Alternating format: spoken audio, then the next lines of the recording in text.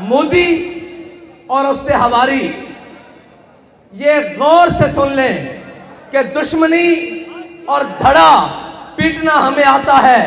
अगर दुश्मनी करने पे आ जाएं तो हम अपनी कश्तियां जलाकर उंदुलस आते हैं, और अगर हम मैदान में आ जाएं फिर हम सिपा सालार की उम्र को नहीं देखते, वो 16 का है या 17 का है, टेबल में आके इस्लाम का झंडा गाड़ देते हैं।